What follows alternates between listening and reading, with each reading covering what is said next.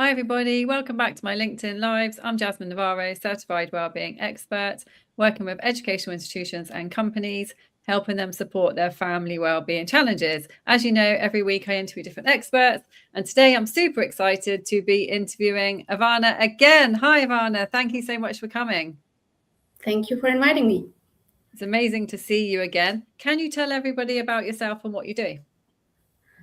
Yes, I'm a former immigrant, a clinical psychologist, a psychotherapist, soon to be supervisor, which really make me happy. Croatian, so currently I repatriated, so that's part of the full expat cycle, as they say. And in that sense, kind of my expertise and lived experience align to that extent. Yeah, I'm happy to be here, and thank you, Paul, for being here. Amazing, amazing. Thank you so much. So today you chose the title Calm in the Chaos, Emotional Regulation When It Matters Most. And I know this is the passion of mine as well. So tell us about this. What does it mean and why you chose it for today? Well, it seemed timely as there's a lot of uncertainty, and it seems to me kind of a prolonged stress, which really is not good for emotional health or general health. So in that sense, it seemed something that could be needed in the current situation all across the world globally. And the idea is it definitely reduces the emotional bandwidth or you're under chronic or chronified stress. And when there's uncertainty, when there's a kind of a cognitive load of trying to kind of process and anticipate what's next without being able to say or tell how things will kind of go and where will they end. And in that sense, this emotional expansion rather than avoidance or kind of a over control seemed like a timely theme for today. Amazing. Definitely. I think it's such an important topic, whatever's happening, isn't it? It's emotional regulation is just so important. It can really make or And we break. all share it. Exactly. Biologically, we're not ideally wired to handle unpleasantness because the basic response is to avoid it. Yeah. Oh, yeah. You're right. You're right. So where, like, in the most simple steps or information, like, where should we start with this topic then? What do you think is the most important thing to start off with? Well, I would like to normalize the reduced bandwidth to handle unpleasant emotions, especially these days, because both the cognitive load and not being anticipate what should come next is also kind of putting on it in a position like you have a fogged window shield and you're still trying to drive, so you need to get from X to Z. You still need to move, but any moment kind of seems harder to make. Decisions are then also impaired. Quality of life suffers. So in that sense, the idea is usually to either overwork, doom scroll, or avoid disengage, which both are definitely suboptimal, especially in the long run ways of managing. And so the idea that you would recognize the urge and name the emotion in a way that is both adaptive, not avoidant, can help to kind of then in the next steps focus and name what is needed. Oh, amazing. Okay, so let's break that down. No, that's really, really interesting. So the first step would be, so you notice that, I mean, probably a lot of the times you might not notice because it's just automatic behavior, right? I guess. But yeah. I guess you have that self-awareness. So you notice that you're feeling something uncomfortable, unmanageable, or... Yeah. Typically, people firstly notice bodily sensations. That's a sign that, ooh, here's unpleasant. Yeah. So the idea is to be as granular as you can be when naming those emotions. Is it, resentfulness? Is it, sadness? Is it remorse? In terms of, for example, interpersonal situation.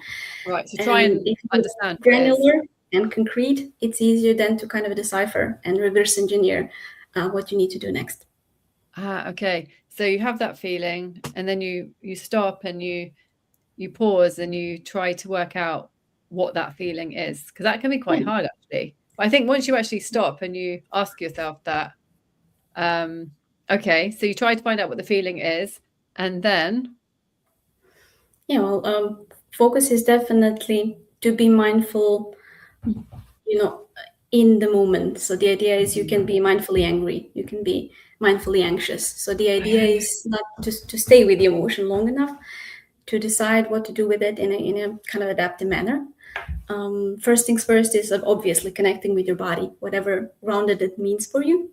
Is it with the breath or feet on the floor or whatever helps you to get in contact with your body? And then noticing what shows up.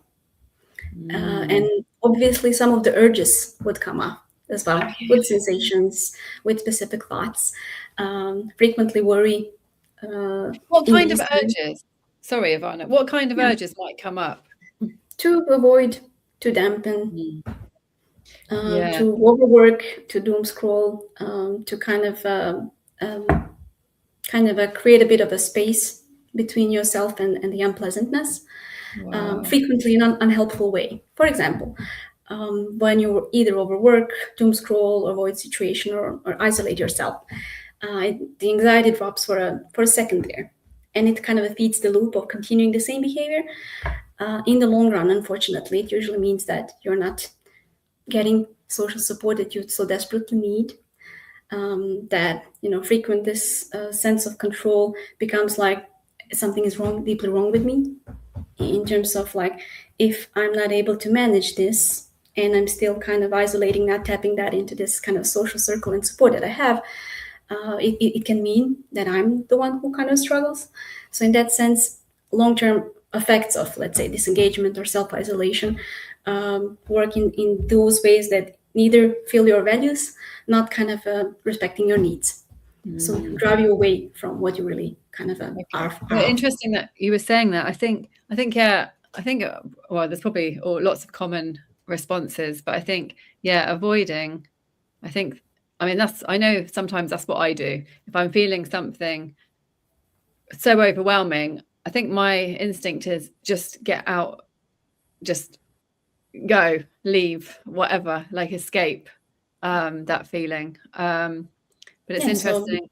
The mindful disposition, if it makes sense, it creates the space, the just good enough amount of space to get this kind of a meta position and to kind of see like what's happening in here and now, and I'm responding on it in a timely manner.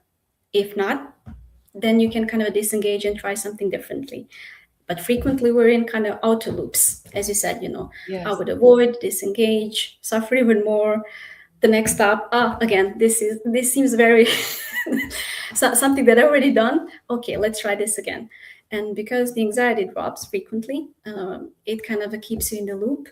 And in that sense, it kind of creates deeper patterns. So this becomes a kind of automatic response. And plus you kind of expand the network. Avoidance can be both, disengaging physically, doom scrolling, let's say if you're socially anxious, being in the room but not creating any direct contact with anybody. So you're there, but you're not there. So it's kind of a soft avoidance. People are so good in avoiding that they really kind of get granular in all the different phases and behaviors, not realizing what they're basically doing, if it makes sense. What about, definitely. What about disassociation? When you feel, because I've been quite stressed. Well, everyone's been stressed, but I mean, what would you say about, when you feel disassociated with your body, when you're so stressed? Well, it might not be stressed, but when you're feeling such uncomfortable emotions, you can't quite believe it's happening, and it's overwhelming, that you sort of disassociate yourself with your body. If it makes sense with urges and behaviors that you do on purpose, that's something that is manageable in a way that is more helpful. Sometimes dissociation can be kind of a sign of symptom, a bit of a graver kind of a stance where you're not able to kind of mindfully control it. Just kind of log off. In these situations, definitely, again, first step would be contact with the body. But to be very mindful not to kind of guilt trip anybody who would be dissociating, because per se, that is something that needs a different kind of way of catering to this. It's more kind of a zoning out in terms of staring in the same page for 15 minutes, it's not the same as somebody who has PTSD symptoms. So I wouldn't put it in the same level. And obviously it will be more intensive. And in different maybe way of management will be needed. But for everyday dissociations, kind of in that sense, zoning out, daydreaming, this could be quite a good first step to kind of disengage and then re-engage. You need to kind of step out a second, then to be able to kind of engage in a more helpful manner, if it makes sense. So that will be kind of a ground zero. Interesting. We've got a question here on YouTube from Sarah. Hi, Sarah. How are you doing? Hi, Sarah. She says, how do I recognize early signs that I'm becoming emotionally dysregulated? Okay. So emotional bandwidth reduces. Small things start to kind of irritate you more easily. In terms of kind of a cognitive load and being able to kind of do stuff in a smooth manner and switch tasks gets impaired. It's harder to do so. You need a lot of time to recuperate and bounce back after something stressful or after a difficult day. It can kind of affect, you notice how it's affecting different areas of your life. For example, then it happens in the family, at the workplace, in a relationship with yourself, that you're kind of more easily triggered, that maybe sleep patterns are impaired, that you struggle with concentration and things like that. So soon you would be able to kind of see it all across the board. Interesting. But emotional bandwidth and this kind of cognitive load, feeling fog and feeling tired, a type of tired that you're not able to kind of recuperate easily, that would be a good show tell signs. Interesting. She said, thanks. I hope Thanks, that helps. Sarah. Yes. Thank you so much, Sarah. No, it's interesting everything you're saying. Oh, we've got another question here from Tom. Is that Tom? Hi, Tom. Thank you for joining. He says, because you mentioned about being triggered, how can I stop myself from reacting impulsively when I feel triggered? Hi, I think it's the $1 million question. If you discover it, please give the recipe for the rest of us. I would say, especially with high loaded emotions like anger, which is emotionally driven behavior. So it's less about avoidance. So it's like, I have emotion, bam, I'm just kind of driven by it. The idea is to notice before the kind of a spot, where you lose control, when you're kind of easily climbing and emotion is intensifying. When you're at the peak, it's very hard to self-regulate.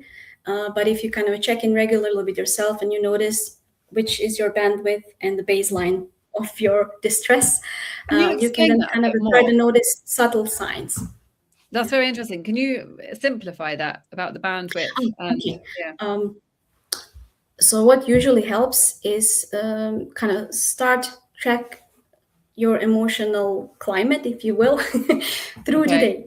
And then in typically triggering situations, and notice if they're kind of small irritations, what happens first, how you feel in your body, what thoughts popped into your mind, are there any kind of nervous energy in the body, what you tend to do, is your tone of voice is changing, is there tensing up, is there kind of muscle tension in your jaw? So this is what typically people describe with anger, and then kind of making interventions earlier than possible, before the point of no return. Right. When you're in an acute situation, it's very hard, almost impossible. So in that sense, is kind of learning what your typical signs are, being aware of your triggers and either manage them or navigate them, because some of them, for example, external ones, we're not able to avoid, but at least we can kind of mitigate and prepare ourselves when we're entering those situations. So these are the things that could be useful. Plus, every emotional experience, consists of three, separate, let's say, concepts: sensations, thoughts, and these behaviors. And the idea is to kind of then break it down and see what would be adaptive, helpful, self-kind in the specific moment for you to do. I like that. The idea is you're not able to kind of implement it right away. it will be in the beginning like you're learning how to swim. So you would balance on the water, you learn the mechanics of the movement, and then you go. Yeah. So in that sense, the idea is to kind of break it down so it's more manageable, to see what is kind of a more difficult part of your experience to manage, what is easier for you, to try to manage the easiest part first and see how it changes the reaction and feedback, and then build on bigger kind of patterns of it.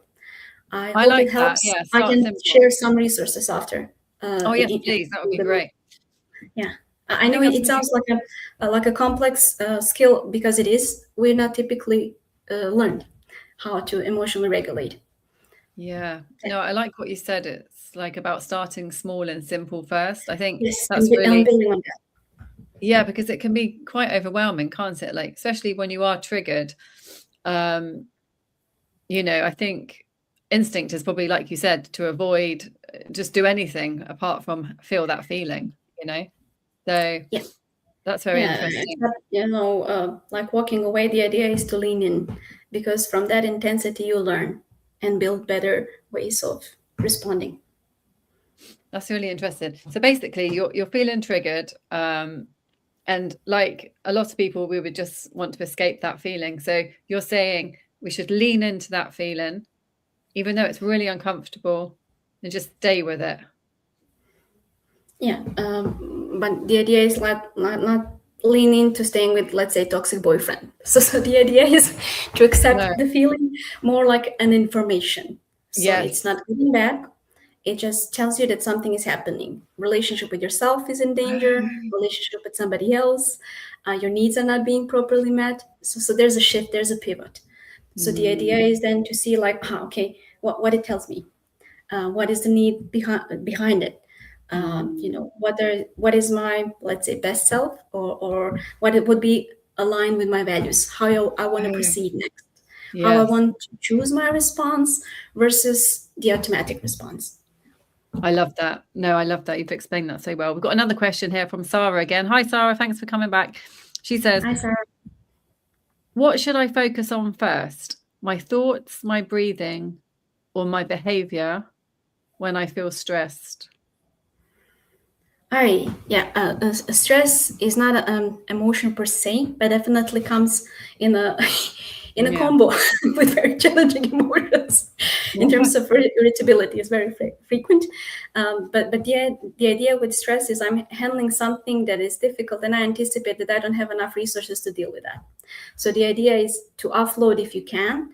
If it's a kind of acute stress, we're good with that. Our bodies know how to respond. If it's chronic stress, they wouldn't be resolved away with mindfulness practice. Then you kind of need also to reduce the external risk factors that keep you in a stress loop. So that would, not to individualize the responsibility on the person that feels stressed out. We all feel stressed, so that would mean that it's also organizational and systemic factors and community factors that kind of make us kind of stick in that loop. So we can try to do what we can on the individual level, but it is important also to kind of manage external risks if you can.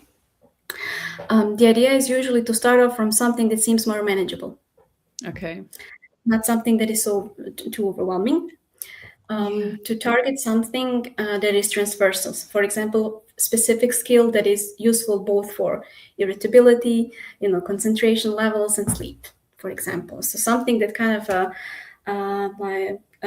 is more than one goal that you would cover by focusing on that specific skill. That's really helpful, because then you have ripple effects that kind of then fortify your efforts. Tracking and monitoring, in terms of self-reflection, to see where is your baseline, and when the emotions really kind of run high. How often do you track? Sorry. Sorry. How often? All good. Sorry, I just kind of no. about the topic. It's like, and this and that. So I apologize. No. So there's some daily tracking devices as well. There's a really, really good book and a really good app that you can also save locally if you're worried about privacy. That are linked with, dealing with feeling is the book. Mark Brackett is the author, and How We Feel is the app. So it's kind of like a mood tracker. So it helps you to kind of map out emotions in 2 different dimensions in terms of level of pleasantness and level of energy. So you get more granular and you get better in naming and noticing what is happening. Amazing. So I guess it's to increase self-awareness. Yes. Yeah. So that would be the first step. And then you can kind of recognize when you're in a really energetic, when you're in a flow, what you do, who you hang out with, what fills your resources, and then do more of that, because it will be easy then to bounce back, even if you experience something that is difficult, if it makes sense. For example, if your stress levels are surging. That's very interesting, actually. I love what you're saying. It's almost you're preparing yourself, those important daily habits of preparing yourself for when something does happen. Like break the glass in the case of emergency. If it makes sense, the more healthy coping habits you have, you're not putting all the eggs in one basket.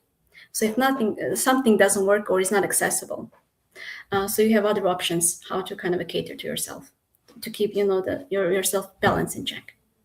Brilliant. And Tom has got another question. Thanks, Tom. What are some small daily habits that help build emotional resilience over time? I mean, you have mentioned some. What can be helpful? These building blocks, you can kind of collect them during the week and day. So, for example, to do something for your mind, for your soul, for your body, in a day. But in a way, they can be different things, and it doesn't have to be big stuff, but to kind of build up this toolbox that is kind of catering to different aspects of your person, to make sure that you're kind of well balanced in all aspects of your functioning.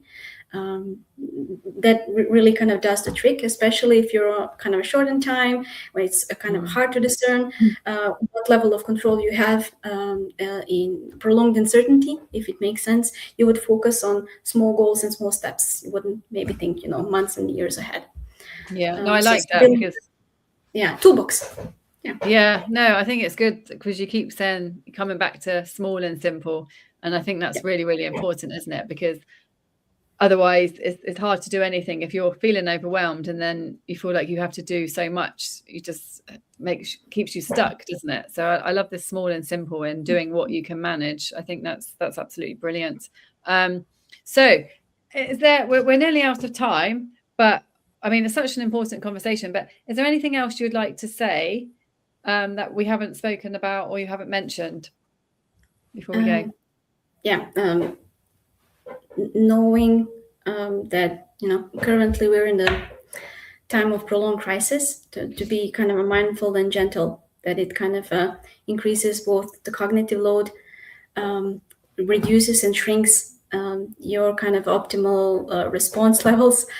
So in that sense, it's also important to build community practices that upkeep you. So although there's this avoidance and not so appealing or helpful in the long run responses, there's also tendent and befriend response to stress, which would mean kind of a collective knowledge, collective sense of belonging, mattering, trust that you can build in the community can kind of feed you emotionally as well. And definitely social support is one of the biggest factors in any stressful situation. So in that sense, I would also encourage you not just to build individual resources, but also build community resources. Oh, I love that. I love that. Connection is so important, isn't it? No, thank you so much, Ivana. And how can people find you? Yes, I'm present here on LinkedIn. I love to write. It's usually topics linked with immigration, expat life, intercultural communication. So if you're interested in any of those, it'd be nice to have you in my feed. I have a private practice that I share with my partner. We're placed in Croatia, but we function and work globally. Amazing. And you mentioned you have some resources as well. I don't know if you could share any links or anything, your links. Yes, sure. Also on the post.